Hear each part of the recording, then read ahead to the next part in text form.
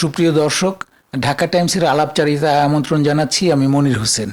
আজ আমরা দেশের রাজনীতি ও অর্থনীতি নিয়ে কথা বলবো বাংলাদেশ জাতীয়তাবাদী দল বিএনপির কোষাধ্যক্ষ জনাব এম রশিদুজ্জামান মিল্লাতের সঙ্গে।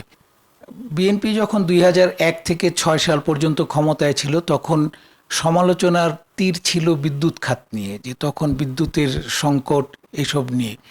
পরবর্তীতে আওয়ামী লীগ সরকার এসে যখন বিদ্যুৎ খাতের এই সংকট মেটাতে গিয়ে আরও কিছু অনিয়ম করে, এটি নিয়েও সমালোচনা হয়েছে। এই বিদ্যুৎ খাত নিয়ে বিএনপির ভাবনাটি কি? আগামীতে ক্ষমতায় গেলে বিদ্যুৎ খাত নিয়ে তারা কি করতে পারে?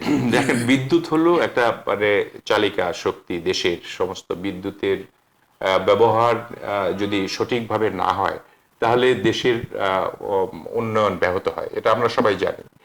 আর বিদ্যুতের ঘাটতি আমাদের প্রচুর ছিল। আমাদের সময় যেটা বললেন যে 2001 থেকে 6 পর্যন্ত আমরা কিন্তু প্রক্রিয়া গ্রহণ করেছিলাম। আমরা দেশের অর্থনীতিতে যাতে কোনো রকমের ক্ষতির প্রভাব না পড়ে, সেই কারণে গ্যাস ভিত্তিক বিদ্যুৎ করার জন্য আমরা প্রকল্প হাতে নিয়েছিলাম। প্রত্যেকটি জেলায় জেলায় একটা করে বিদ্যুৎ প্রকল্প হবে এবং সেটা খুব সঠিকভাবে সুনির্দিষ্টভাবে আমাদের নিজস্ব গ্যাসের মাধ্যমে আমরা করব। কিন্তু বিগত সরকার এসে বিদ্যুৎ দেওয়ার নামে, বিদ্যুতের জেনারেশন ইউনিটগুলো দেওয়ার নামে যে লুটপাট করেছে এবং যেভাবে বিদ্যুৎ আপনার প্রকল্পগুলি করা হয়েছে বিদ্যুতের, সেই প্রকল্পের ম্যাক্সিমামে হলো আপনার দুর্নীতি করার জন্যই করা হয়েছে। এবং যেখানে আমাদের এখন যে সঞ্চালন পদ্ধতি রয়েছে, তাতে করে 13 থেকে 14,000 মেগাওয়াট আপনি সঞ্চালন করতে পারেন।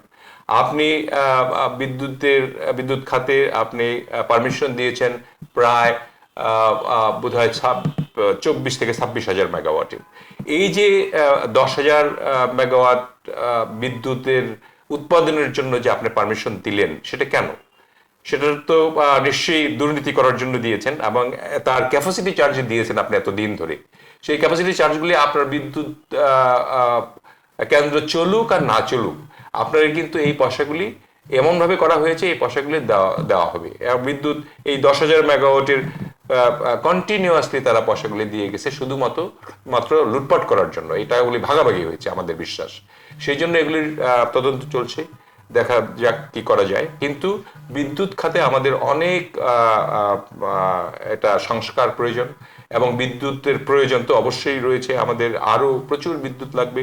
আমাদের ভারপ্রাপ্ত চেয়ারম্যান জনাব তারেক রহমান বলেছেন, যদি আমরা ক্ষমতার বা দায়ভার যদি আমাদের ঘাড়ে আসে, আমাদের জনগণ যদি ভোট দিয়ে আমাদেরকে দায়িত্ব দেয় এই দেশ চালানোর জন্য, তাহলে কৃষক থেকে আরম্ভ করে কৃষক, শ্রমিক, মজুর এবং স্বাস্থ্য খাত, বিদ্যুৎ খাত, এগুলির ব্যাপক সংস্কার এনে, যেমনটি রাষ্ট্রপতি জিয়াউর রহমান করেছিলেন, সেইভাবে তিনি পদক্ষেপ গ্রহণ করবেন, যাতে করে আর অনিয়ম না হয়, নিয়মের মাধ্যমে বিদ্যুৎ ঘাটতি পূরণ করা যায় এবং অন্যান্য উন্নয়ন প্রকল্পগুলি আপনার সচল রাখা যায়।